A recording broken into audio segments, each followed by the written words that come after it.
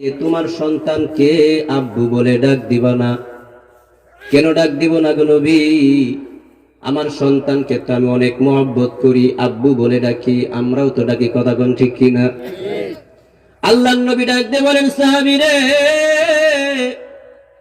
তুমি তোমার সন্তানকে আব্বু বলে ডাকবা, সেখানে এমনও সন্তান আছে যার দুনিয়াতে তাকে বাবা বলে ডাকার মতো কেউ নাই। এতিম সন্তান সেখানে আছে যাকে বাবা বলে ডাকার মতো কেউ নাই। তুমি যখন তোমার সন্তানকে আব্বু বলে ডাকবে, তখন ওই এতিম সন্তানের দিলের মধ্যে কষ্ট লাগবে। আহারে, আমার যদি বাবা থাকতো, আজ আমাকে সে আব্বু বলে ডেকে আমাকে কুলে নিয়ে বাড়িতে যাইতো। সুতরাং আব্বু বলে ডাকবা না, নাম ধরে ডাক দিবা, যাতে এতিম সন্তানের দিলের মধ্যে কোনো আঘাত না লাগে। সুবহানাল্লাহ পড়েন। এটা ছিল নবীজির চরিত্র। নবীজির চরিত্র ছিল এমন যে আমার মাধ্যমে অন্যের হৃদয়ের মধ্যে কখনো কোনো কষ্ট না লাগে। সুবহানাল্লাহ। এতিম সন্তানের দিলের ভিতরে কষ্ট লাগবে, এটা চান নাই। আর আমরা সেই নবীর উম্মত। আজ আমাদের হাতে আমাদের পিতারা খুন হচ্ছে, আজ সন্তানের হাতে পিতা খুন হয়, পিতার হাতে সন্তান খুন হয়, ভাইয়ের হাতে ভাই খুন হয়, বোনের হাতে ভাই, ভাইয়ের হাতে বউ খুন হয়, হ্যাঁ, ভাইয়ের হাতে বোন খুন হয়, স্বামীর হাতে স্ত্রী, স্ত্রীর হাতে এখন স্বামী খুন হয়। অন্য শত্রুর প্রয়োজন পড়ে না, কথা বলেন ঠিক কিনা? কেন? ওই যে নবীজির উত্তম চরিত্র যেটা ছিল, এটা আমাদের মধ্যে নাই। নবীজি বলেছেন, সমাজের মধ্যে ওই ব্যক্তি সবচেয়ে ভালো যে ব্যক্তি তার প্রতিবেশীর কাছে ভালো। এবার আমরা আমাদের নিজেদের হিসাব মিলাই, আমাদের প্রতিবেশী আমাদেরকে কি পরিমাণে ভালোবাসে, কি পরিমাণে ভালোবাসে। আমাদের 24 ঘন্টা চিন্তা চেতনা একটাই, যে আমি নিজে বড় হয়ে আরেকজনকে কিভাবে শক্ত মাটির মধ্যে গাইড়ে আনে যায়। কথা বলেন ঠিক কি? মানে হিংসা কাকে বলে? মানুষের মনের মধ্যে যে কষ্ট দেয় না, আল্লাহর নবী বলেন আল্লাহ তাআলার কাছে ও হচ্ছে সবচেয়ে দামি, সবচেয়ে প্রিয়। জান্নাতের উঁচু মাকাম আল্লাহ তাদেরকে দান করবেন। জয় কোন সুবহানাল্লাহ।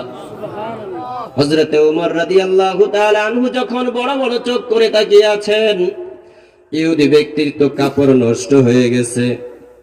ইহুদি ব্যক্তি ডাক দিয়ে বলে, ওগো নবী, আপনার ওমরকে একটু নিচ দিকে তাকাতে বলেন, আমি আপনাকে গুইসাপ দেখাইতাছি। জোরে কোন সুবহানাল্লাহ।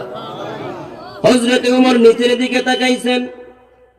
এরপরে হযরতে ওমরের শরীরের মধ্যে রাগ এখনো কমে নাই।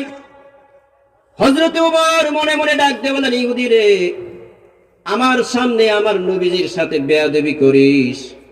যদি অনুমতি থাকতো এরকম যে আমি নবীর সাথে যারাই বেয়াদবি করবে তাদেরকে শাস্তি দিবা, এরকম নিয়ম যদি থাকতো, তোর গুইসাপ দেয়ানোর স্বাদ আজকে মিটাই ফেলাইতাম, তোর মাথা দেহের মধ্যে রাখতাম না, মুহূর্তের মধ্যে দেহ থেকে আলাদা কইরে দিতাম।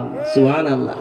নবীজির উপর কষ্ট আসবে, নবীজি মন খারাপ করবে, আর সাহাবায়ে কেরাম বসে বসে থাকবে। সাহাবায়ে কেরাম বাঙালি মুসলমান ছিলেন না, কথা বলেন ঠিক কিনা? আজ বাংলার জমিনে নবীর বিরুদ্ধে কথা বলা হলে, যারা আন্দোলন করে নবীর পক্ষে কথা বলে, মুসলমানের ঘরে জন্ম নেওয়া কিছু নাস্তিক আছে যারা প্রতিবাদ করার পরিবর্তে যারা নবীর পক্ষে প্রতিবাদ করে এদের বিরুদ্ধে কথা বলে। কপাল খারাপ মুসলমান, কথা বলেন ঠিক কিনা? হযরতে ওমর রাদিয়াল্লাহু তাআলা আনহু নিজ দিকে তাকালেন। ইহুদি বলেন, হুজুর আমি গুইসাপ দেখাবো, ওমর একটু মাটিতে বইতে কোন। মানে এখনো ডরাইতেছে। সুবহানাল্লাহ। এখনো ভয় পাচ্ছে। হযরতে ওমর মাটিতে বসে গেলেন। বসে যাওয়ার পরে রাগ যদি না থামে, দেখবেন অনেকে কিন্তু হাতের মধ্যে কিছু থাকলে মানে রাগের কারণে মাটির মধ্যে কি করতে থাকে, দাগ দিতে থাকে না? মানে রাগ তো এখনো কমছে না, মাটির মধ্যে দাগ দিতেছে। ইহুদি বলে, হুজুর আপনার উমরে একেবারে থামতে কোন, নইলে আমি দেহাবার পাইতেছি না, আমার অবস্থা কিন্তু খুবই খারাপ হয়ে যাইতেছে। সুবহানাল্লাহ। আল্লাহর নবী ডাক দিয়ে বলে, উমর তুমি থেমে যাও, নীরব হও, নিস্তব্ধ হও, তুমি থেমে যাও, রাগ দূর করে ফেলো। কারণ হইল ওয়াল কাযিমিনাল গায়যা ওয়াল আফিনা আনিন নাস, যারা রাগকে হজম করে মানুষকে ক্ষমা করে দেয়, এমন মানুষকে আরশের মালিক আল্লাহ খুব ভালোবাসে। সুবহানাল্লাহ, জোরে পড়ে। ওমর রাদিয়াল্লাহু তাআলার একটা বাদী ছিলেন, বাদী ভুল করে লাইছে। ভুল হয় না, অনেক সময় তো ভুল করে। ওই সময় বাদী পালা, বাদী রাখা জায়েজ ছিল, বিবির মতো বাদীকে ব্যবহার করা হতো। এখন সে প্রচলন নাই। তো বাদী ভুল করছে, অনেক সময় বিবিও তো ভুল করে, ঠিক না? রাসূল সাল্লাল্লাহু আলাইহি সাল্লাম বলেছেন যে আমার চরিত্র হলো, আমি কখনো কোনোদিন আমার 9 জন বিবি একত্র ছিল, কোন বিবির গায়ে হাত তুলেছি এমন ইতিহাস নাই। সুবহানাল্লাহ। আর বাঙালির যদি 4টে বউ থাকে, 4 বউয়ের ওয়াজ তো করণই যাইতো না, এটা ভেজাল আছে। কেবল মহিলারা এখন কব যে হ্যাঁ এটা ওয়াজ শোনার লাগে তো বউয়ের এসে গভীর রাতে আমার একলাই সুখ শান্তি দিবার পারে না, আবার 4টে লয়ে আইছে। আছে না নাই? অনেক বিবি আছে দেখেন, এই শ্বশুর শাশুড়ি খেদমত করা চায় না, আছে না নাই? তো এক বিবি মানে মাসআলা জানে। মাসআলা হলো যে বিবি যদি স্বামীর খেদমত করে তো করবে, যদি শ্বশুর শাশুড়ি খেদমত না করে স্বামী বাধ্য করতে পারবে না। কি করতে পারবে না? বাধ্য করতে পারবে না। কিন্তু বিবি যদি শ্বশুর শাশুড়ির খেদমত করে, আল্লাহ পাক পিতা মাতাকে খেদমত করলে যে সওয়াব, এই পরিমাণ সওয়াব দান করবেন। সুবহানাল্লাহ। আর যে মহিলা তার শ্বশুর শাশুড়ির খেদমত করবে, এই মহিলার যত ছেলে সন্তানের বিবি আসবে, এর পুতের বউরা এই মহিলার খেদমত করবে। সুবহানাল্লাহ। যে মহিলা তার শ্বশুর শাশুড়ির মনে করেন 10 গুণ খেদমত করবে, আল্লাহ পাক এটাকে বাড়ায়া 100 গুণ করে তার ছেলের বিবির হাতের খেদমত তার ব্যবস্থা করে দিবেন। সুবহানাল্লাহ। এক বিবি ছিল খুব চালাক, কইতেছে স্বামী তো শরীয়তের বিধান হইল আমি যদি আপনার পিতা মাতার খেদমত না করি তাহলে এখানে শরীয়তের কোনো কি নাই, বাধা নাই। তো স্বামী কয় হ ঠিক আছে, আবার শরীয়ত তো 1 থেকে নিয়ে 4টে বিবাহ করতে অনুমতি দিছে, কোনো বাধা নাই। তো তুমি খেদমত করো না, কোনো সমস্যা নাই, তোমাকে আমি কোনো দিন বলবো না আমার পিতা মাতার খেদমত করো, আমি আরেকটা বিবাহ করব যেটা আমার আব্বা আম্মার খেদমত করবে। এই কথা যেই কইছি রে বাজান, এখন তো খবর হয়ে গেছে গা, এখন মানে আলাপের মুর পাল্লে আলাইছে। যা দুষ্টামিও বুঝে না, আমি কি খেদমত করবো না, ওরে এমনিই কইছি। স্বামী মনে মনে আসে আর আমিও তাহলে এমনিই কইছি। আছে না নাই? আমার ভাইয়েরা, শরীয়তের বিধান হলো মহিলারা যদি কোনো অন্যায় করেই ফেলে, উত্তম চরিত্র তাদেরকে দেখাতে হবে। ওই সময় রাগারাগি না করে, রাগারাগি করলে ভেজাল হবো। নবীজি বলছেন বিবির সাথে বেশি রাগারাগি করবা, তাহলে এক সময় দেখবা এরা তো বাঁকা হাড্ডি থেকে বানানো, যদি এটাকে সোজা করতে চাও তাহলে ভেঙে যাবে। হাদিসের ব্যাখ্যায় আসছে ভেঙে যাবে অর্থ হলো যে তুমি তাকে তালাক দিয়ে ফেলবে। আর এখন তো তালাক পাইকারি দরে দেয়া হয়, ঠিক কিনা? কথা বলেন। সমাজের মধ্যে এমনও মানুষ আছে মানে ওনার রাগ উঠছে আরেক কারণে, বাহিরে গেছে, যে কোনো কারণে রাগ উঠছে, বাড়িতে আসছে, এই বাদ দে, তো বাদ দিছে। পানি কই? পানি দিছে। লবণে তো কম কে? লবণ দিছে। খাইতেছে, তরকারি একটু জাল হয়েছে, এই তরকারি জাল হয়েছে কেন? এই মরিচ কি তোর বাপের বাড়ির থেকে নিয়ে আসছি কিনে? মানে রাগ পাইছে আরেক জায়গায়, মানে খাই যাইলে কোনো মিটাইতেছে কোনো, আছে না নাই? কিছু পুরুষ আছে বাইরে না পাইলে এটা বউয়ের সাথে মিটে, জাল মিটে। আবার কিছু পুরুষ আছে বউয়ের সাথে যদি জাল মিটাইতে না পারে, এটা মসজিদে আইসা ইমাম আর মুয়াজ্জিনের সাথে মিটে। কথা বলেন ঠিক কিনা? তো জাল বেশি হয়েছে, বিবি কইছে আসলে ওই ছেলে ধরতে যায় একটু মরিচ বেশি পড়ে গেছে। ওই তুই তালাক? তালাকের কি হইল? তোর নাম তালাক? আমার আম্মা কিতা করছে? ও তোর 14 গোষ্ঠী তালাক। মানে শুরু হয়ে গেল। কথা কোন ঠিক কিনা? পুরা তালাকের বাজার দেয়া লাগে, একসাথে 3 তালাক দেওয়ার পরে এখন হুজুর কাছে আসে ধরেতে, হুজুর কি হয়েছে? মাথা ঠিক ছিল না গো হুজুর। কি হয়েছে? কিতা করছস? 1 2 3 মাইরে দিছি, একটু বাউ করে দে। আমার 3 বুলা পাল, আমি কেমনে পাল? তো রাগের মতে কই আলছি, আমরা আর কি করবো, বেশি বালাইছে 5,000 টাকা নিয়ে আসেন, ফতুয়া দিতেছি।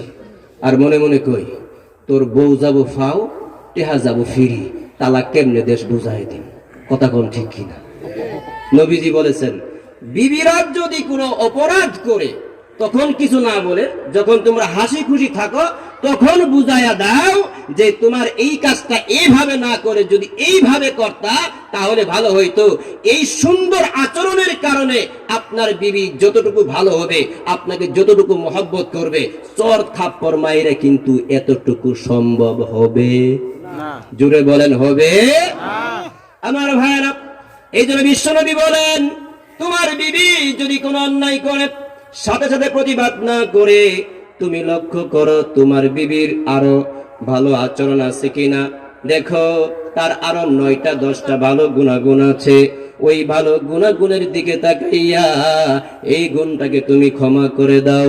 তোমার বিবি যখন দেখবে আমার স্বামী অপরাধ করার পরেও আমাকে ক্ষমা করে দিল, ভবিষ্যতের জন্য শুধরিয়ে যাবে, আপনার ভক্ত হয়ে যাবে, আপনার বিরুদ্ধাচরণ করবে না। ঠিক কিনা? আমার ভাইরা, হযরত উমর রাদিয়াল্লাহু তাআলা আনহুর বাদী অপরাধ করে ফেললেন। হযরত উমর রাদিয়াল্লাহু তাআলা আনহু রাগ করে ফেললেন। রাগ এমন করেছেন বাদীও বুঝতে পারলেন হয়তো এখন চর থাপ্পড়ের অভাব পড়বে না, গুনতেইব তসবির মতো। সাথে সাথে কোরআনের আয়াতকে তেলাওয়াত করছেন। উনি ভাবলেন এখন কোরআনের আয়াত ছাড়া হযরতে উমরকে থামানো যাবে না। সুবহানাল্লাহ, জুড়ে বলেন। বাদী তেলাওয়াত করলেন ওয়াল কাযিমিনাল গায়যা ওয়াল আফিনা আনিন নাস। হযরত উমরকে লক্ষ্য করে বললেন ওয়াল কাযিমিনাল গায়যা, রাগ যারা দমন করে। এই কথা যেই বলছেন হযরত উমরের চেহারা তো রাগের কারণে লাল হয়ে গিয়েছিল, আস্তে আস্তে সেই রক্তিম আভা স্থিমিত হয়ে গেল। সুবহানাল্লাহ পড়েন। ওয়াল কাযিমিনাল গায়যা যেই বলছে সাথে সাথে রাগ থামায়া দিছে। কেন? এটা ওই বাদীর কথা না, এটা বাদীর মালিক আরশের মালিক আল্লাহর কথা। জোরে কোন আল্লাহু আকবার। বাদী সুযোগ পাইয়া গেল, যেহেতু বাদী পরাধীন, স্বাধীন হওয়ার জন্য তিনি আরেকটা কৌশল অবলম্বন করে আয়াতের পরের অংশ তেলাওয়াত করলেন ওয়াল্লাফিনা আনিন নাস।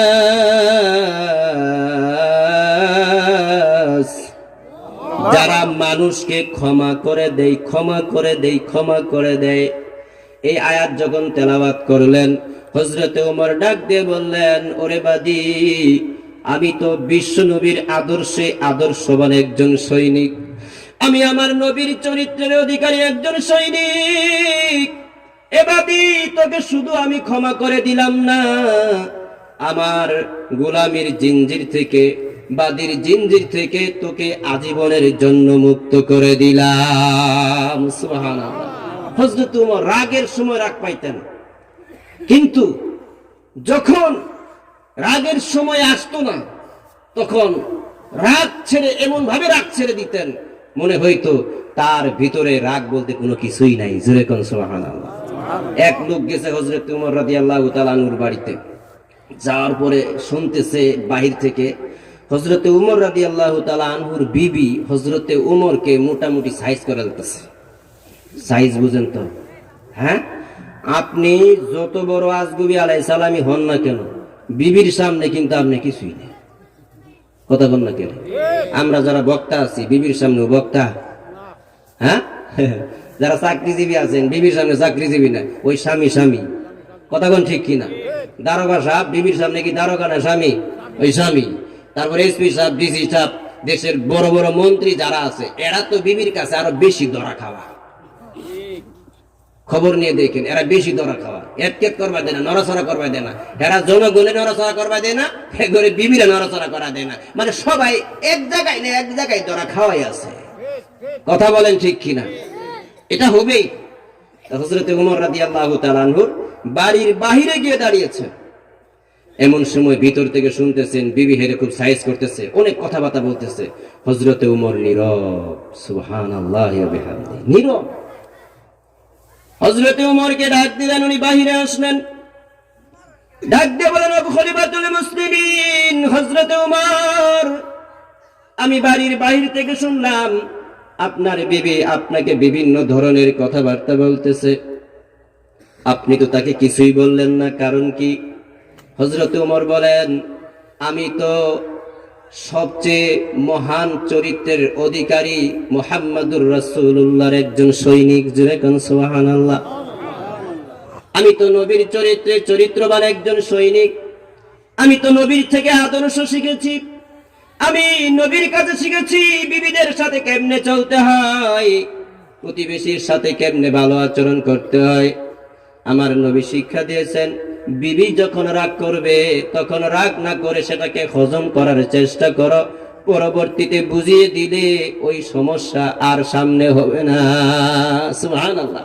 এরপরে হযরত উমর বলেন, দেখো আমার বিবি যে পরিমাণ কষ্ট করে আমি রাজত্ব চালাইতে, যে আমি ওই পরিমাণ তাকে সময় দিতে পারি না, তার হক সঠিকভাবে আদায় করতে পারি না। সে আমার ধন সম্পদের হিফাজত করে, আমার সন্তানাদি মানুষ করে, ছোট সন্তান যখন থাকে এদের প্রস্রাব পায়খানা পরিষ্কার করা, আপনারা যারা বাবা হয়েছেন, আমরাও হয়েছি, আমরা হুজুর দেখে বাবা হয়েছি এরকম না, আমগুলো ভুলাবান আল্লাহর রহম আছে মোটামুটি। তো যে কষ্ট করে, মারা যে কষ্ট করে, সন্তান পেটে থাকা অবস্থায় যে কষ্ট করে, সন্তান জন্ম দেওয়ার পরে 1 বছর পর্যন্ত যে কষ্ট করে, আল্লাহ পাক এদের জন্য ফজিলত দান করেছেন। প্রতিদিন রোজা রাখার সওয়াব আল্লাহ এদের আমলনামায় দান করেন। প্রতি রাত সন্তানের কারণে যে সমস্ত মায়েরা জাগ্রত থাকে, সারা রাত তাহাজ্জুদের নামাজ পড়লে যে পরিমাণ সওয়াব হয়, আল্লাহ তাআলা এই পরিমাণ সওয়াবের মালিক প্রত্যেক রাতে তাদেরকে বানায়া দেন। সুবহানাল্লাহ।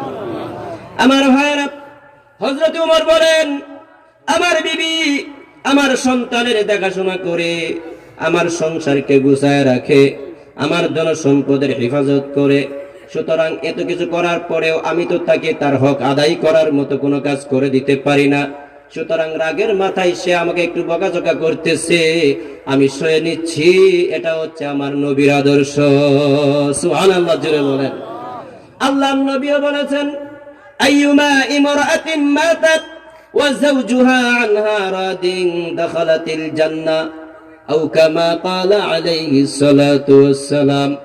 নবীজি বলেন, কোন মহিলা যদি দুনিয়ার জমিন থেকে এমন অবস্থায় মৃত্যুবরণ করলো যে অবস্থায় তার স্বামী তার উপর সন্তুষ্ট, বিবি মারা যাবার পরে স্বামী যদি বলতে পারে, মালিক আমি আমার বিবির উপর সন্তুষ্ট আছি, আমার বিবি তো অনেক ভালো ছিল, আমার বিবি নামাজি ছিল, 5 ওয়াক্ত নামাজ পড়তো, নামাজের সময় হইলে আমাকেও নামাজের জন্য আমার বিবি বলা বলি করতো, নামাজের জন্য তৈরি করে দিত, শীতকালে পানি গরম করে দিত, আমি সেই গরম পানি দিয়ে ওযু করে মসজিদে যাইতাম। রে মালিক, বিবি দুনিয়ার জমিন থেকে চলে গেছে, আমি বিবির উপর খুশি আছি, আমার বিবি আমার ধন সম্পদের হেফাজত করত, সুতরাং আমার বিবির উপর আমি খুশি।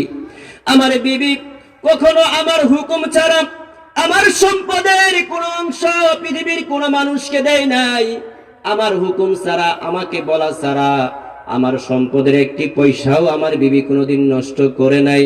সুতরাং বিবির উপর আমি খুশি আছি রে মালিক। আমার বিবি কখনো কোনো দিন বেপরদা অবস্থায় ঘরের বাহিরে ঘুরে নাই, কারণ হাদিসের মধ্যে আছে, দুনিয়ার জমিনে কোন মহিলা যদি বেপরদা অবস্থায় ঘুরে, যতগুলা পুরুষ তার দিকে নজর দিবে সারা দিনে, এতগুলা কবিরা গুনাহ হবে ওই সমস্ত মানুষের, এই পরিমাণ কবিরা গুনাহ হবে ওই মহিলাটার।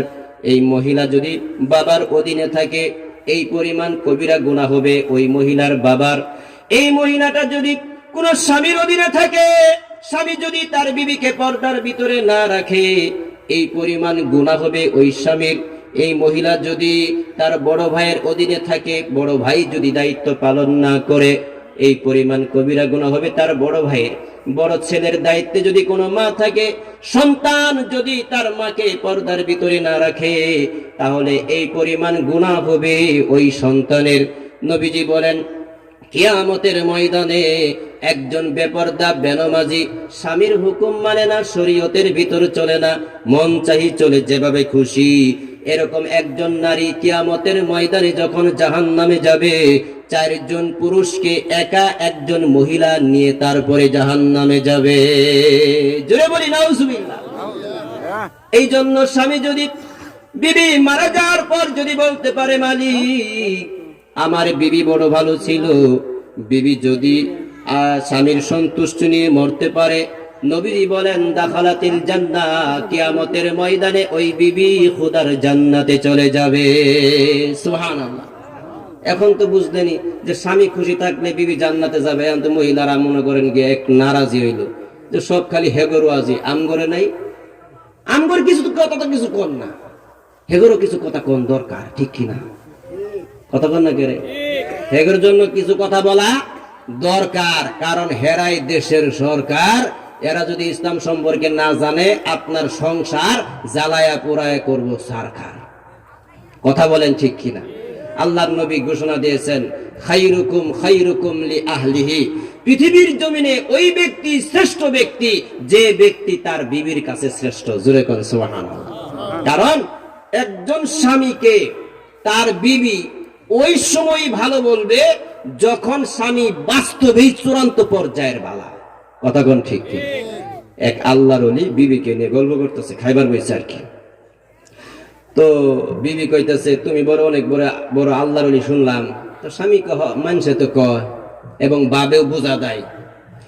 তো বিবি বলতেছে যে আজকে একজন আল্লাহর ওলি দেখলাম, উনি আমাদের বাড়ির চতুর্দিক দিয়ে বাতাসে উঠতেছে।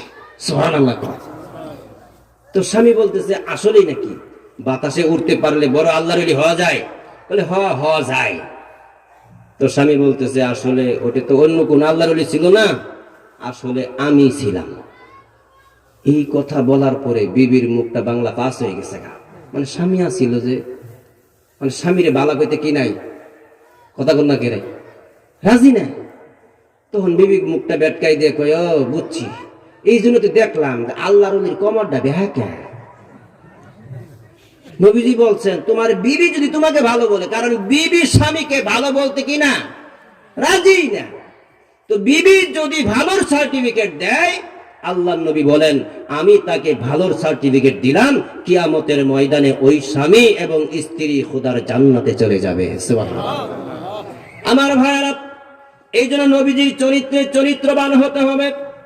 সাহাবায়ে কেরাম নবীজির চরিত্রে চরিত্রবান ছিলেন, যার কারণে আল্লাহ পাক দুনিয়ার জমিনে তাদেরকে জান্নাতের টিকিট দান করেছেন। জোরে কোন সুবহানাল্লাহ। আমার ভাইরা, সাহাবায়ে কেরাম এমন নবীজির ভক্ত ছিলেন, জবাবদিহিতামূলক আচরণ করতেন। তারা যে দায়িত্বে ছিলেন, নবীজির আদর্শ ছিল, একটা উত্তম চরিত্র ছিল। যে যে দায়িত্বে থাকবে, ওই দায়িত্বের মধ্যে হালকা যদি এদিক সেদিক হয়ে যায়, তার জবাবদিহিতা করতে হবে। চাই সে মন্ত্রী হোক, সরকার হোক, নেতা হোক, যেই হোক না কেন, যে যে দায়িত্বের মধ্যে আছে, ওই দায়িত্বের ক্ষেত্রে যদি অবহেলা করে, তার জবাবদিহিতা করতে হবে। আজ তো দেশের মধ্যে এগুলা নাই, কথা বলেন ঠিক কিনা? আপনি যা পাবেন তাই খাবেন, কেমনে খাইলেন জবাবদিহিতার প্রয়োজন নাই। জোরে বলেন কথা ঠিক কিনা?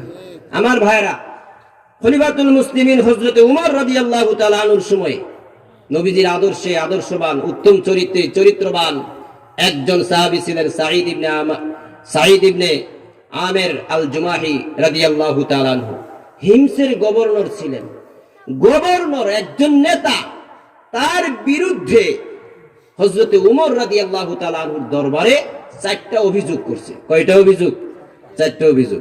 এখন তো মনে করেন আমরা যাদের অধীনে থাকি, এদের বিরুদ্ধে যদি মামলা করেন তাহলে কিন্তু আর উপায় নাই। কথা বলেন ঠিক কিনা? কিন্তু নবীজির উত্তম চরিত্র হচ্ছে, আপনাকে আমাকে যে দায়িত্ব দেওয়া হয়েছে, সেটা মেম্বার হোক, চেয়ারম্যান হোক, এমপি হোক, মন্ত্রী হোক, যেই হোক না কেন, ওই দায়িত্বে থাকা অবস্থায় সরকারের পক্ষ থেকে আমাকে জনগণের জন্য যে আমানত দেয়া হবে, সেটাকে পরিপূর্ণভাবে আমি বুঝাই দিতে পারলাম কি না, এই জবাবদিহিতা জনগণের কাছেও করা এবং সরকারের কাছেও করা। এটা ইসলামের নিদর্শন, এটা ইসলামের নিয়ম, এটা বিশ্বনবীর সুন্নাত। জোরে কোন সুবহানাল্লাহ। আমার ভাইরা, খলিফাতুল মুসলিমিন হযরত ওমর রাদিয়াল্লাহু তাআলা আনহুর দরবারে হিমসের গভর্নর সাঈদ ইবনে আমির আল জুমাহি রাদিয়াল্লাহু তাআলা আনহুর বিরুদ্ধে অভিযোগ করেছেন।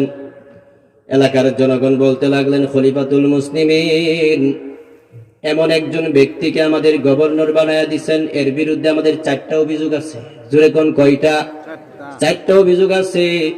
1 নাম্বার অভিযোগ হইল, উনি প্রতিদিন সকালে দেরি করে অফিসে আসেন, দেরি করে আসেন, কোনদিন টাইম মতো অফিসের মধ্যে উপস্থিত হন না। 2 নাম্বার অভিযোগ, মাসের মধ্যে একদিন তিনি অফিসের মধ্যে উপস্থিত হন না, বিকাল বেলা তার বাড়ি থেকে বের হন, যার কারণে কাজের মধ্যে সমস্যা হয়। 3 নাম্বার অভিযোগ, রাত্রিবেলা কেউ যদি তাকে ডাকে, কোনো মানুষের ডাকে তিনি সাড়া দেন না। 4 নাম্বার অভিযোগ, মাঝে মধ্যে তিনি বেহুশ হয়ে পড়ে যান, অনেকক্ষণ পর্যন্ত বেহুশ হয়ে জমিনের মধ্যে থাকেন, যার কারণে রাষ্ট্রের কাজ করতে সমস্যা হয়, আমরাও বিব্রত বোধ করি। সাঈদ ইবনে আমির আল জুমাহি রাদিয়াল্লাহু তাআলা আনহুকে ডাকা হলো। খলিফাতুল মুসলিমিন হযরত ওমর রাদিয়াল্লাহু তাআলা আনহু মনে মনে দোয়া করতে লাগলেন, ওগো রব্বুল আলামিন, আমি তো সাঈদ ইবনে আমিরকে ভালো মনে করেই হিমসের গভর্নর বানিয়েছি, সুতরাং আমার মনের মধ্যে তার ভিতরে যে ভালো ধারণা ছিল, এই ধারণার যেন কোনো পরিবর্তন না হয়। সুবহানাল্লাহ, জোরে বলেন। একদিকে এলাকার মানুষ অভিযোগ করেছেন, আরেকদিকে বিশ্বনবীর সবচেয়ে বড় সাহাবীদের একজন খলিফাতুল মুসলিমিন হযরতে ওমর, আর আসামির কাঠগড়ায় দাঁড়ানো হলো গভর্নর সাঈদ ইবনে আমির আল জুমাহি রাদিয়াল্লাহু তাআলা আনহু। হযরতে ওমর ডাক দিয়ে বলেন, ওগো সাঈদ, এরা যে অভিযোগ করেছে, অভিযোগগুলা ঠিক কিনা? সাঈদ ইবনে আমির বলেন, জি না, তাদের অভিযোগগুলা ঠিক নাই। জোরে কোন সুবহানাল্লাহ। তাহলে তুমি কেন দেরি করো, এই কাজগুলা কেন করো? 1 নম্বরে তোমার বিরুদ্ধে অভিযোগ হলো, প্রতিদিন সকালে তুমি সময় মতো অফিস করো না, দেরি করে আসো, তার কারণ কি? সাঈদ ইবনে আমির আল জুমাহি রাদিয়াল্লাহু তাআলা আনহু ডাক দিয়ে বলেন, ওগো খলিফাতুল মুসলিমিন হযরতে ওমর, বিষয়টা লজ্জার বিষয়, আমি সেটা পৃথিবীর কোনো মানুষের কাছে প্রকাশ করতে চাই না, কিন্তু আজ যদি প্রকাশ না করি, পৃথিবীবাসীর কাছে আমি অভিযুক্ত হয়ে যাব, আর আল্লাহর নবীর একজন সাহাবী যদি অভিযুক্ত হয়ে যায়, এই লজ্জাটা নবীর দিকেও চলে যাবে, যার কারণে বাধ্য হয়ে আজকে সে বিষয়টা আমার প্রকাশ করতে হয়। ওগো খলিফাতুল মুসলিমিন, আমি যদিও গভর্নর, আমার তো বাদী থাকার কথা, গোলাম থাকার কথা, কিন্তু আমার বাড়িতে কাজ করার মতো কেউ নাই, আমার গোলামও নাই, বাদীও নাই। যদিও আমি নেতা, আমার নিজের কাজ আমি নিজে করি, ঘর আমি নিজে সামলাই, সকালবেলা খাদ্যটা নিজে তৈরি করি, এগুলা কাজ শেষ করে খেয়ে দিয়ে আসতে আসতে আমার দেরি হয়ে যায়। সুবহানাল্লাহ, জোরে বলেন। নেতার অবস্থা দেখেন। হযরত ওমর রাদিয়াল্লাহু তাআলা আনহু তার বাসভবনে যাওয়ার জন্য বলেছিলেন সাঈদ ইবনে আমির আল জুমাহি। উনি তার রাষ্ট্রের সীমানা শহর পার হয়ে গ্রামের দিকে চলে যাচ্ছেন। হযরত ওমর বললেন, আর কোথায় নিয়ে যাও? জি, আমার ঘরে নিয়ে যাই, আমি যেখানে থাকি আপনাকে সেখানে নিয়ে যাচ্ছি। তো তোমাকে তো এই বাসভবন বানিয়ে দেওয়া হয়েছে সরকারিভাবে।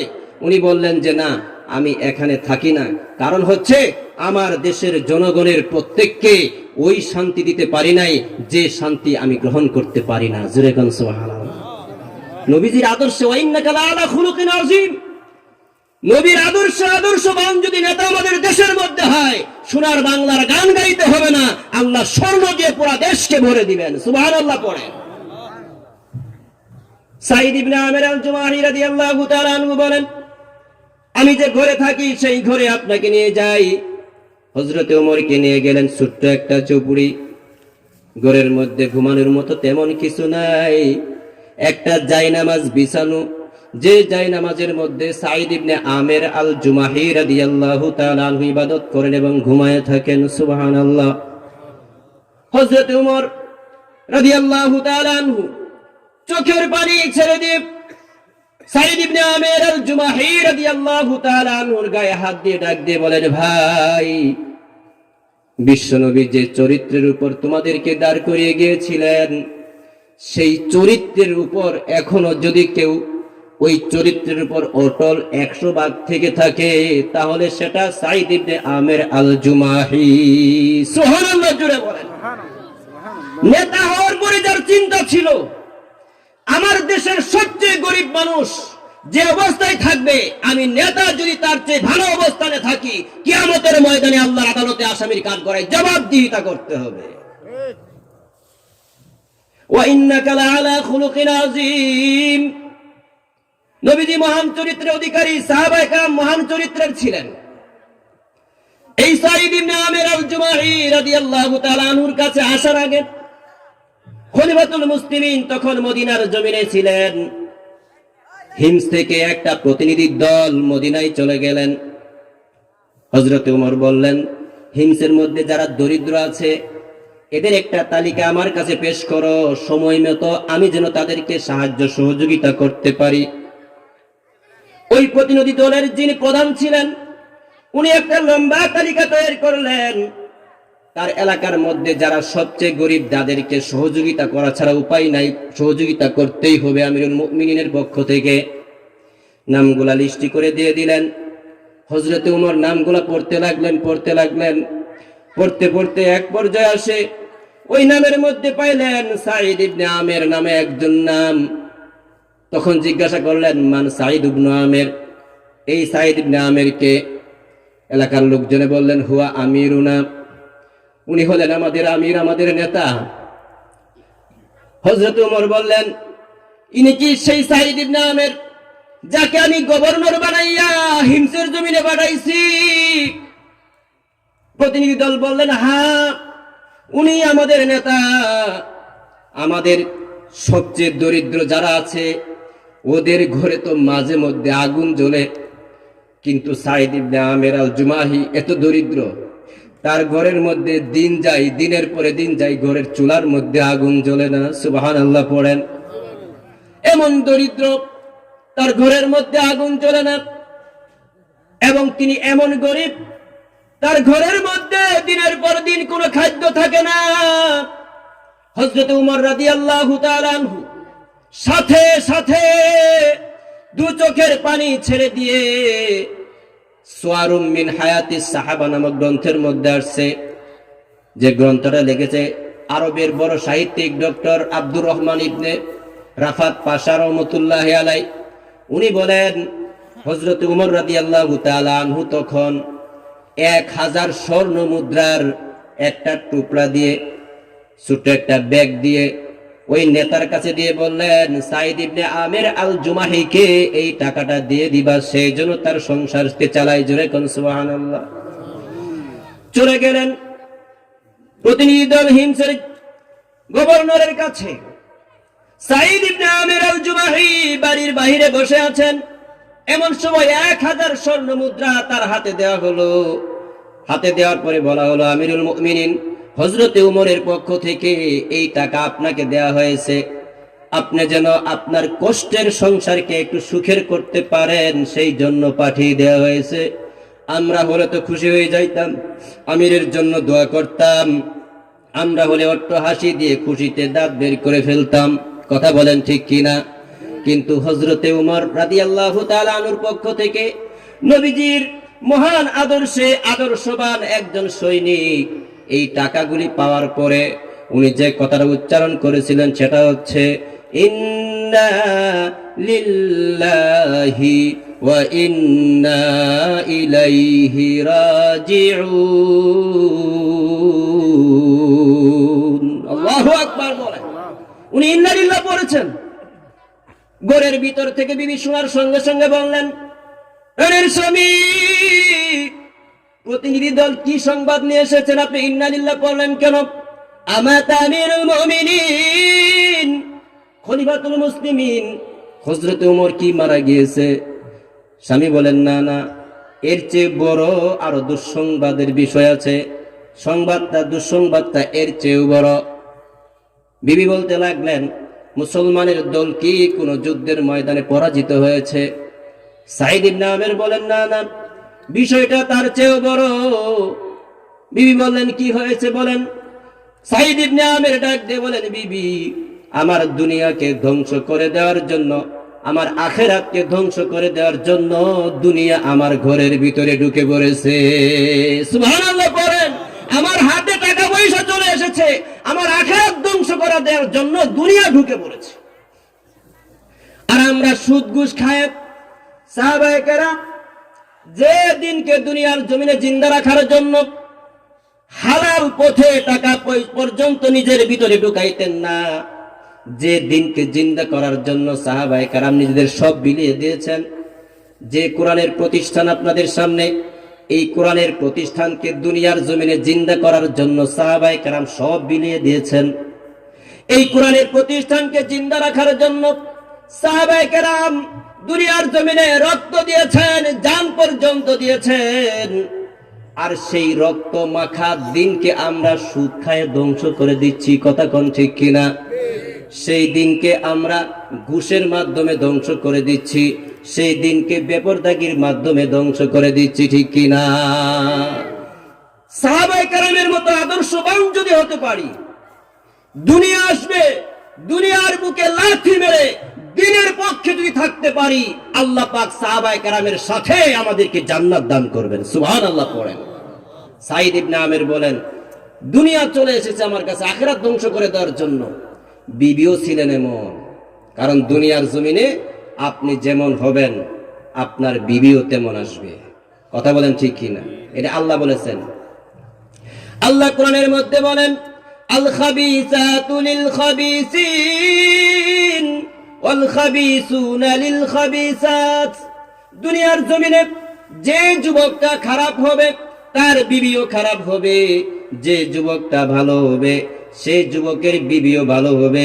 দুনিয়ার জমিনে যে মেয়েটা খারাপ হবে, দুনিয়ার জমিনে তার স্বামী যে আসবে সেও খারাপ হবে, ঠিক কিনা? ঠিক কইলেও ঠিক, না কইলেও ঠিক, কারণ আল্লাহ কোরআনে বলছেন। আল্লাহ বলেন, আত-তাইয়িবাতু লিত-তাইয়িবিন ওয়াত-তাইয়িবুনা লিত-তাইয়িবাত। দুনিয়ার জমিনে যে পুরুষগুলি ভালো হয়, যে যুবকগুলি ভালো হয়, সৎ চরিত্রের হয়, আল্লাহ পাক ওই যুবকদেরকে নেককার বিবি দান করেন। আর যে মেয়েগুলি সৎ চরিত্রবান হয়, পর্দানিশীন হয়, বেপরদায় ঘুরে না, বাবা মার কথা মানে, শরীয়তের সীমানার ভিতরে থাকে, বাহিরে গেলে মুরব্বীদেরকে বা রাস্তাঘাটে মানুষদের সাথে তারা বার্গেনিং করে না, আল্লাহ পাক এমন নারীদের কপালে নেক স্বামীর ব্যবস্থা করে দেন। সুবহানাল্লাহ পড়েন। একটা সময় এমন গেছে আমরা কল্পনা করতে পারতাম না যে মেয়েরাও বাজার করবে। কথা বলেন ঠিক কিনা? রাত তো 12টা পার হয়ে গেছে, শেষ করে দেওয়ার দরকার। 12:30 বেজে গেছে, আর অল্প সময় চলবে ইনশাআল্লাহ, অল্প সময়, বেশি না। মানে নবীজির চরিত্র কেমন ছিল, সাহাবায়ে কেরামের চরিত্র কেমন ছিল, আমরা যদি সেই চরিত্রবান হতে পারি, জান্নাত দিবেন কে? জোরে কোন, চিল্লায় বলেন কে? চিল্লায় কোন আল্লাহু আকবার। আমার ভাইরা, দুনিয়ার জমিনে বিশেষ করে যুবক ভাইদেরকে বলবো, বিবাহের আগে কোনো প্রেম প্রীতি নাই, যা করছেন তওবা করেন, আল্লাহ পাক নেককার বিবি মিলায়া দিবে। অন্যথায় কি হবে? আপনি যতটুকু বিবাহের আগে অন্য মেয়েদের সাথে ঘোরাফেরা করবেন, পার্কের মধ্যে ঘুরবেন, বিভিন্ন স্কুলের বারান্দা দিয়ে ঘুরবেন, পুকুর পাড় দিয়ে ঘুরবেন, গার্ডেনে যাবেন, রিক্সা নিয়ে ঘুরবেন, কিন্তু বিয়ে করছেন না। আপনি অন্য মেয়ের সাথে যত ঘোরাঘুরি করবেন, বিবাহের সময় যিনি আপনার বিবি হবেন তিনিও তত ছেলেদের সাথে ঘোরাফেরা কইরা পরে আপনার ঘরে আসবে।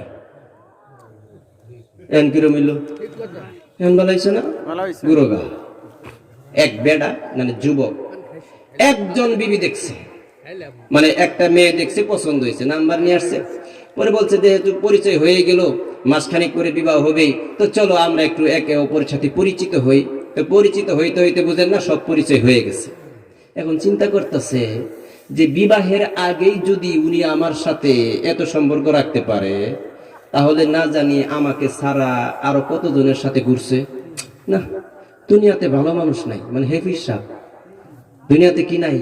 ভালো মানুষ নাই। এদের বাদ দিচ্ছে, বাদ দিয়ে আবার দ্বিতীয় আরেকজনের ধরছে, পছন্দ হয়েছে, নাম্বার নিছে, কথাবার্তা চলছে, দিন তারিখ ঠিক হয়েছে। তো বলতেছে বিবাহ শাদী তো হবেই, তো চলেন আমরা একে অপরের সাথে পরিচিত হই, একটু ঘনিষ্ঠ হই। তো পরিচিত হয়, ঘোরাফেরা করে, দেখছেন না আসলে কোনোটাই সাইজ মতো হইতেছে না, সবাই 2 নাম্বার। এইভাবে 1 2 3 4 5 6 পর্যন্ত গেছে। তো 7 নাম্বার আরেকটা মেয়ে দেখছে, দেখার পরে তো উনাকেও অফার দিছে যে আমরা পরিচিত হই। উনি বলেন যে না, বিবাহের আগে ঘোরাফেরা জায়েজ নাই, বিবাহের পরে যত পারো ঘুরো, কোনো সমস্যা নাই। সে কয় আলহামদুলিল্লাহ, আল্লাহ একটা ভালো মেয়ে মিলাইছে, যাক হাই হাই হাই, দুনিয়া এই জন্য মনে হয় আল্লাহ দুনিয়া টিকাই রাখছে গো।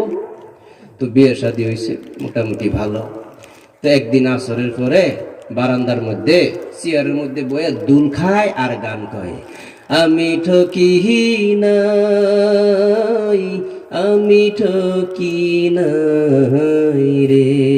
গান কইতাছে কে লাগে, মানে ওই 6টার সাথে ঘুরলো, মজাও মারলো, আবার একটা নেককার ভালো বিবি পাইছে, তাহলে ঠকছে কথা কন না কে রে, মনের সুখে গান কইতাছে। বিবি হইনা হচ্ছে, বিবি কয় স্বামী আপনি ঠকেন নাই, কি হইছে?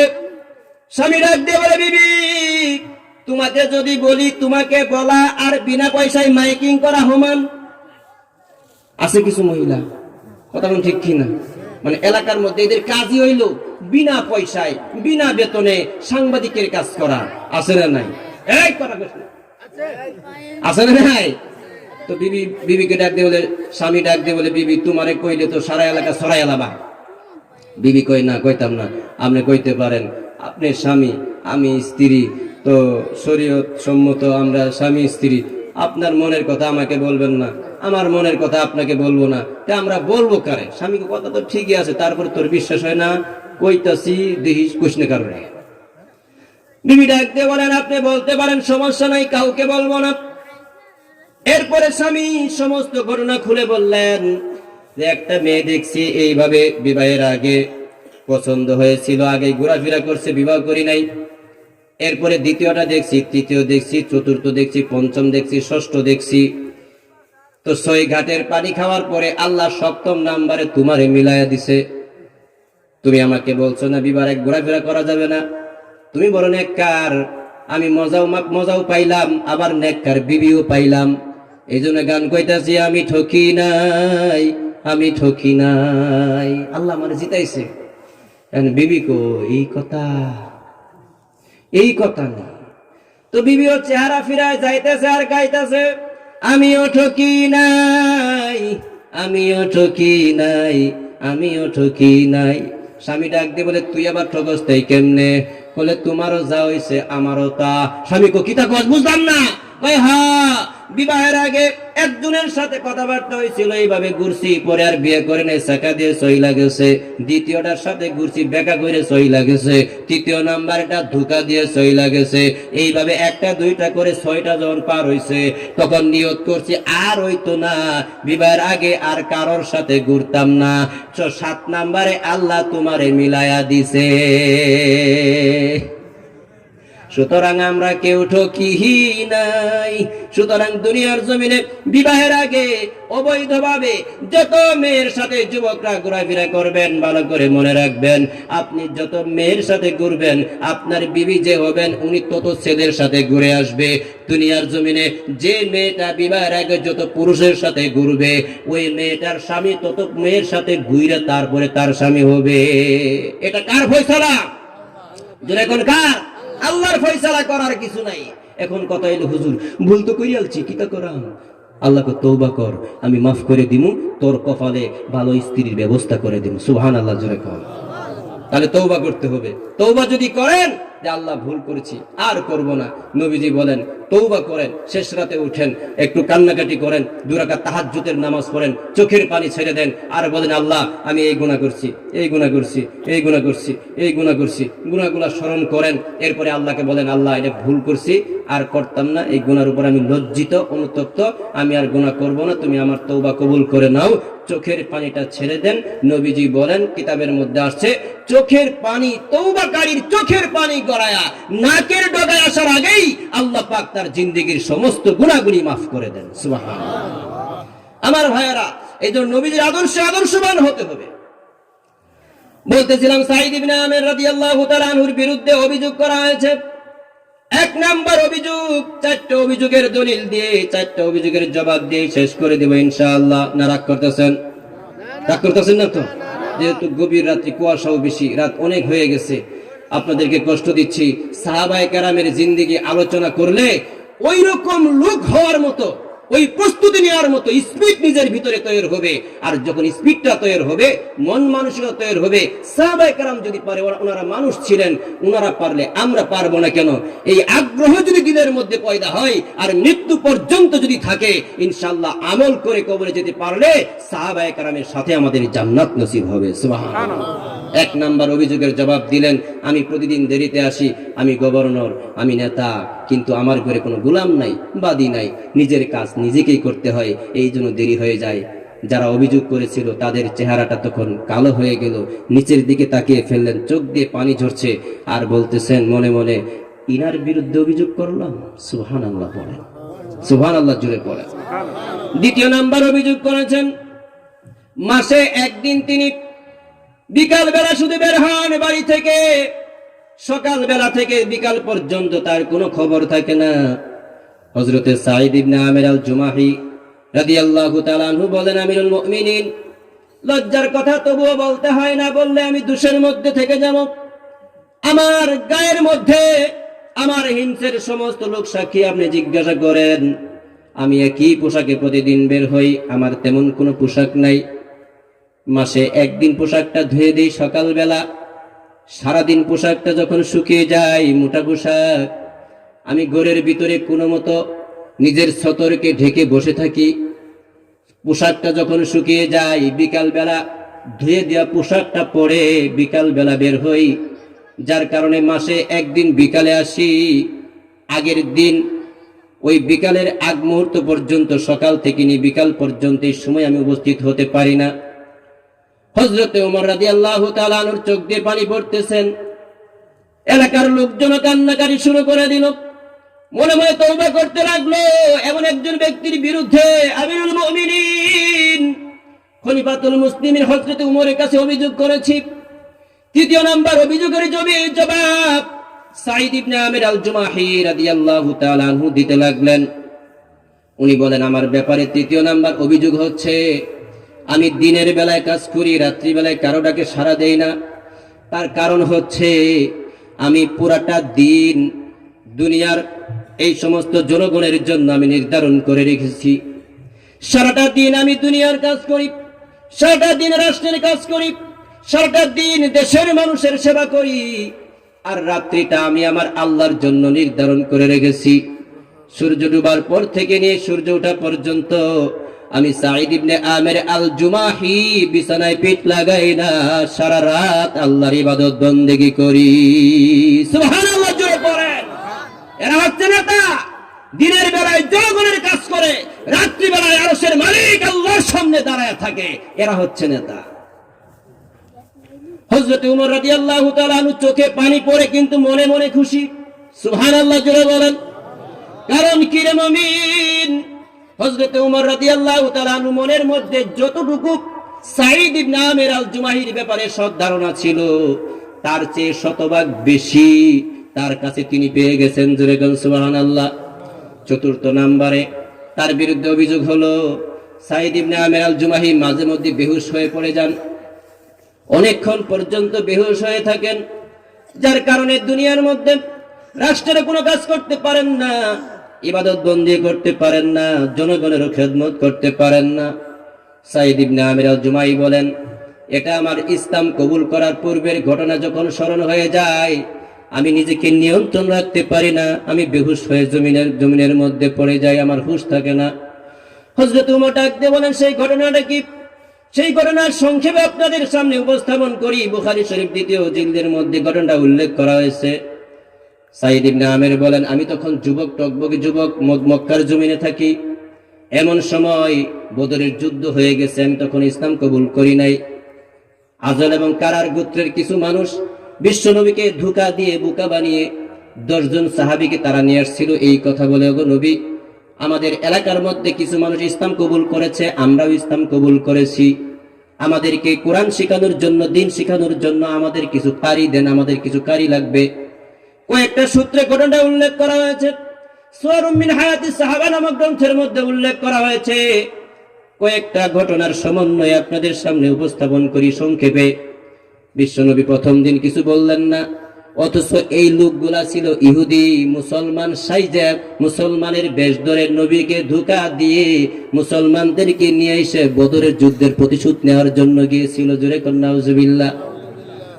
দ্বিতীয় দিন যখন আবেদন করলেন, নবী কথা বললেন না।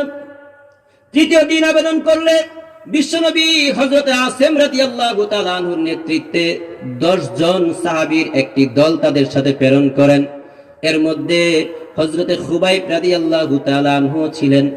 মক্কার কাছে যখন চলে আসলো, তখন এরা মক্কায় সংবাদ পৌঁছায়া দিল, বদরের যুদ্ধে, হে কুরাইশ নেতারা, বদরের যুদ্ধে তোমাদের নেতাদেরকে যারা শহীদ, নেতাদেরকে যারা হত্যা করেছিল, বদরের যুদ্ধে তোমাদের পিতৃপুরুষদেরকে যারা হত্যা করেছিল, সেই মুসলমানদের 10 জন কোরআনের হাফেজকে নিয়ে এসেছি, 10 জন সাহাবীকে নিয়ে এসেছি, তোমরা তোমাদের প্রতিশোধ গ্রহণ করতে পারো। জোরে কন্যা নাউজুবিল্লাহ।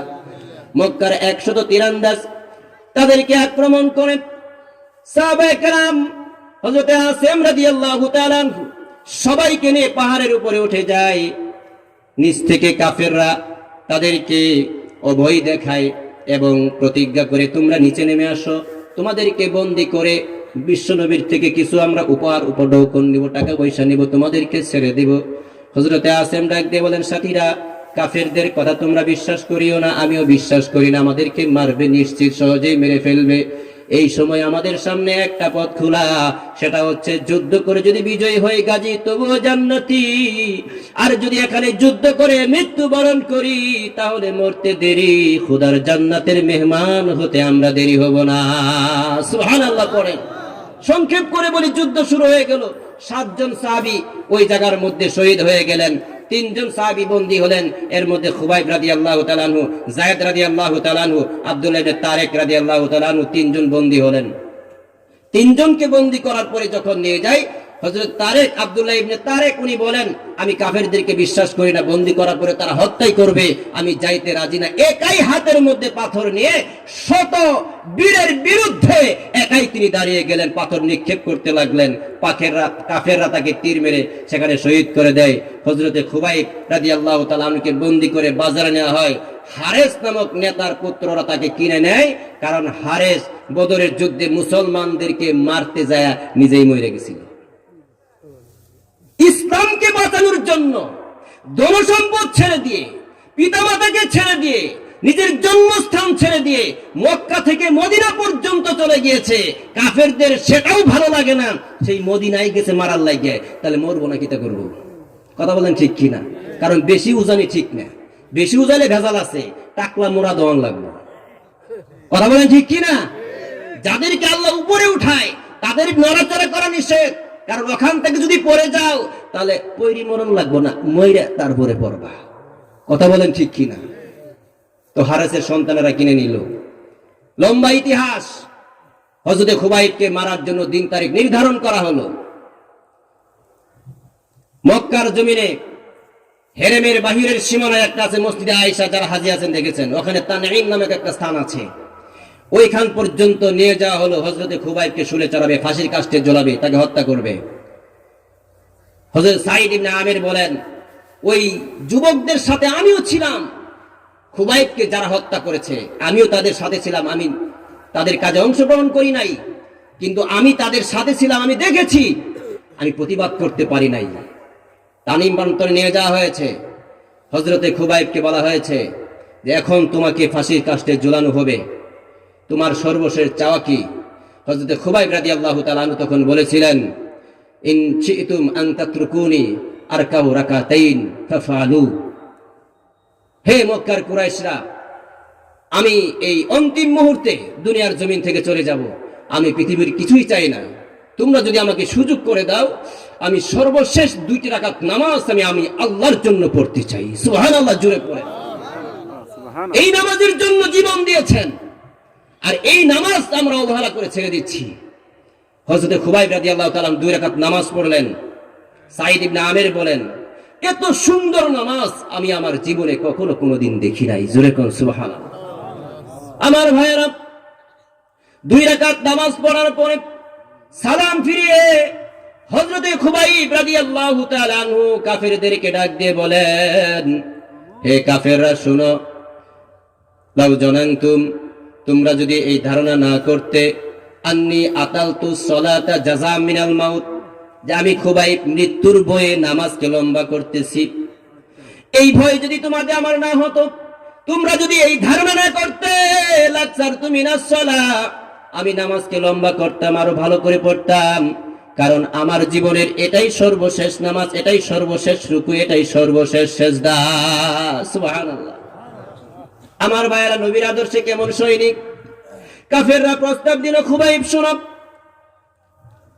আতুহিব্বু আইয়াকুনা মুহাম্মাদুম মাকানাকা ওয়া আনতা নাজিন, এ খুবাইব তুমি কি এটা পছন্দ করো, তুমি শুধু মুখে স্বীকার করো যে তোমার স্থানে তোমার নবীকে আমরা ফাঁসিতে ঝুলাবো, জোরে কর নাউজুবিল্লাহ, চিল্লায় কর নাউজুবিল্লাহ। তুমি খালি স্বীকার করো তোমার নবীকে ফাঁসিতে ঝুলাতে পারি না পারি সেটা আমাদের ব্যাপার, তুমি শুধু স্বীকার করো, তাহলেই তোমাকে আমাদের এই জিনজির থেকে মুক্ত করে দিব। হযরতে খুবাইব বলেন, ওয়াল্লাহি ওয়াল্লাহি মা উহিব্বু আন আকুনা আমিনান ওয়াদিআন ফি আহলি ওয়া ওয়ালাদি ওয়া আন্না মুহাম্মাদান ইউশাকু বিশাওকাতিন, জোরে বলেন আল্লাহু আকবার। হযরতে খুবাইব বলেন, কাফেরের বাচ্চারা, তোরা তোদের নেতাকে যেভাবে ভালোবাসিস, আমরা কিভাবে ভালোবাসি নাকি? তোরা তো তোদের নেতাকে ভালোবাসিস, তোদের নেতা মরলে তোরা পালিয়ে যাস, আর আমাদের নেতা বিপদে পড়লে আমরা ওই নেতাকে বাঁচানোর জন্য জীবন বাজি রাখি। সুবহানাল্লাহ, জোরে পড়ে। হযরতে খুবাইব বলেন, ওয়াল্লাহি, আল্লাহর কসম, মা উহিব্বু আন আকুনা আমিনান ওয়াদিআন ফি আহলি ওয়া ওয়ালাদি ওয়া আন্না মুহাম্মাদান ইউশাকু বিশাওকাতিন, আরে নবীজি আমার পরিবর্তে আমি স্বীকার করব তিনি শুনে চড়বেন বা ফাঁসির কাস্টে ঝুলবেন আর আমাকে মুক্তি করে দিবে। কান খুলে শুনে রাখো, আল্লাহর কসম, আমার মুক্তির বিনিময়ে আমার নবীর পায়ের মধ্যে একটু কাটার আঁচড় লাগবে, আমি খুবাইব সেটাও সহ্য করব না। আল্লাহু আকবার বলে। নবীর মোহব্বত কাকে বলে? আল্লাহ দুনিয়াতে তাদের জন্য জান্নাতের টিকিট পাঠিয়ে দিয়েছেন। সুবহানাল্লাহ পড়ে। আমার ভাইয়েরা, শেষ পর্যন্ত হযরতে খুবাইবকে যখন শুলে চড়ানো হয়, তখন তার চেহারাটা বাইতুল্লাহর দিকে ঘুরে গিয়েছিল। উনি শুকরিয়া আদায় করলেন যে মরার আগে অন্তত আমার চেহারাটা আল্লাহ দয়া করে বাইতুল্লাহর দিকে ঘুরাইয়া দিচ্ছে। আল্লাহর শুকরিয়া আদায় করতে লাগলেন, আলহামদুলিল্লাহি রাব্বিল আলামিন, ওগো মালিক, মরার আগে আমার চেহারাটা তোমার বাইতুল্লাহর দিকে ঘুরাইয়া দিছো। এই আওয়াজটা একজন কাফিরের কানে যখন পৌঁছেছে, সাথে সাথে বড় একটা পাথর নিয়ে হযরতে খুবাইবের গায়ের মধ্যে আঘাত করেছে, খুবাইবের চেহারার মধ্যে মেরেছে, সাথে সাথে চেহারাটা অন্যদিকে ঘুরে গিয়েছে। হযরতে খুবাইব কোরআনে কারীমের আয়াত তেলাওয়াত করতে লাগলেন, ওয়ালিল্লাহিল মাশরিকু ওয়াল মাগরিব ফাআইনামা তুওয়াল্লু ফাসাম্মা ওয়াজহুল্লাহ। ওরে কাফেরের গোষ্ঠী, আমাকে পাথর মেরে বাইতুল্লাহ থেকে আমার চেহারা ঘুরায় দিতে পারো, কিন্তু আমার চেহারা যেদিকে ঘুরতেছে আমি তো আমার আল্লাহকে দেখতে পাচ্ছি। আল্লাহু আকবার বলেন। আমি আমার আল্লাহকে দেখতে পাচ্ছি, যেদিকে তাকাই সেদিকেই তো আল্লাহ রয়েছেন। কাফেররা বলতেছে, এখনো সময় আছে, তুমি যদি ঈমান ছেড়ে দাও, মুহাম্মদকে ছেড়ে দাও, তোমাকে মুক্তি দিয়ে দিব। হযরতে সাঈদ ইবনে আমির বলেন, আমি দেখেছি আমার চোখের সামনে কাফেররা তাকে প্রস্তাব দিচ্ছে, ওরে খুবাইব, তুমি খালি ঈমানটা ছেড়ে দাও, তোমাকে মুক্ত করে দেব।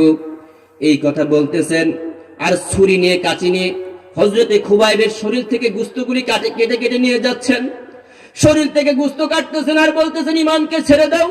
হযরতে খুবাইব ডাক দিয়ে বলে, কাফেরের বাচ্চারা, একবার দুইবার নয়, আমি খুবাইবের জীবন যদি 1000 বার দিনের জন্য এইভাবে কুরবান হয়ে যায়, আমি কুরবান হতে রাজি, কিন্তু ঈমান ছাড়তে রাজি না। সুবহানাল্লাহ জোরে পড়ে। আমি ঈমান ছাড়তে রাজি না, আমার জীবন নিয়ে নিতে পারো। শেষ পর্যন্ত হযরত খুবাইব দোয়া করলেন, আল্লাহুম্মা হসিহিম আদাদা ওয়াকতুলহুম বিদাদা ওয়ালা তুবকি মিনহুম আহাদা। বুখারী শরীফের riwayat।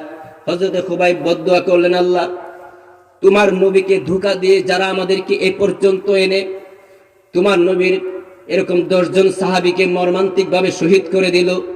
আল্লাহ তুমি এদেরকে হিসাব করে রাখো, এদেরকে বিক্ষিপ্ত ভাবে তুমি হত্যা করবে, পৃথিবীর জমিনে এদের কাউকে তুমি ছাড় দিবে না। দুনিয়ার জমিনে এদের মৃত্যু যেন অত্যন্ত নাজুক ভাবে হয়। ইতিহাসের মধ্যে আসছে হযরতে খুবাইবের সাথে খুবাইব যখন এই দোয়া করছেন তখন এই বদদুয়ার কারণে আমি মাঝে মধ্যে বেহুশ হয়ে পড়ে যাই। আল্লাহ যদি কিয়ামতের ময়দানে আমাকে ধরে, ওরে সাঈদ, আমার খুবাইবকে এইভাবে হত্যা করা হয়েছে, তুই কিছু করিসনি কেন, প্রতিবাদ করিসনি কেন, আমি আল্লাহর দরবারে কি জবাব দেব? এই কারণে আমি বেহুশ হয়ে জমিনের মধ্যে পড়ে যাই। সুবহানাল্লাহ পড়ে আমার ভাইয়েরা, হযরত খুবাইব রাদিয়াল্লাহু তাআলা আনহু যাদের বিরুদ্ধে বদদুয়া করেছিলেন, প্রত্যেকটা মানুষ পৃথিবীর জমিনে এমন নাজুক অবস্থায় মৃত্যুবরণ করেছে, ইতিহাস সেটা স্মরণ করলে শরীরের রুম দাঁড়িয়ে যাবে। এই পরিমাণ আল্লাহ পাক তাদেরকে যন্ত্রণা দিয়ে দুনিয়ার জমিন থেকে তাদেরকে বিদায় করেছে। সুবহানাল্লাহ পড়েন। ইসলাম ও মুসলমানদের বিরুদ্ধে যারাই অবস্থান নেবে, পৃথিবীর জমিনে সাময়িক সুখে থাকলেও তাদের সর্বশেষ অবস্থা ভালো হবে না, কাফের মুশরিকদের মতোই হবে। কথা বলেন ঠিক কিনা? আমার ভাইয়েরা, সাঈদ ইবনে আমির আল জুমাহি উনি বলেন যে খুবাইব আল্লাহর দরবারে দোয়া করলেন, আল্লাহ আমার তো বড় আশা ছিল, নবীজির হাতে হাত রেখে যখন কালিমা পড়ে মুসলমান হয়েছিলাম, মনে বড় ইচ্ছা ছিল আল্লাহর নবীর সামনে আমার জীবনটা বিলিয়ে দেব, কিন্তু আমি মৃত্যুবরণ করছি মক্কার জমিনে আর আমার নবী হচ্ছেন মদিনার জমিনে। আল্লাহ আমার পক্ষ থেকে সর্বশেষ সালাম তোমার নবীর দরবারে পৌঁছায় দিও। সুবহানাল্লাহ জুড়ে বল। এরপরে হযরত খুবাইবের শরীর থেকে যখন গোশতগুলি কেটে নেওয়া হচ্ছে, যখন তাকে শুলে চড়ানো হয়, তখন তিনি বলতেছিলেন যে আমাকে যদি তোমরা টুকরো টুকরো করে ফেলো, আমার কিছু আসে যায় না, আমার এই প্রত্যেকটা টুকরা থেকে আল্লাহ ইচ্ছা করলে কিয়ামতের ময়দানে বরকত দান করবেন। সুবহানাল্লাহ জুড়ে বলেন, জোরে বলেন সুবহানাল্লাহ। আমার ভাইরা, হযরত খুবাইব রাদিয়াল্লাহু তাআলা আনহুকে শহীদ করে দেওয়া হলো।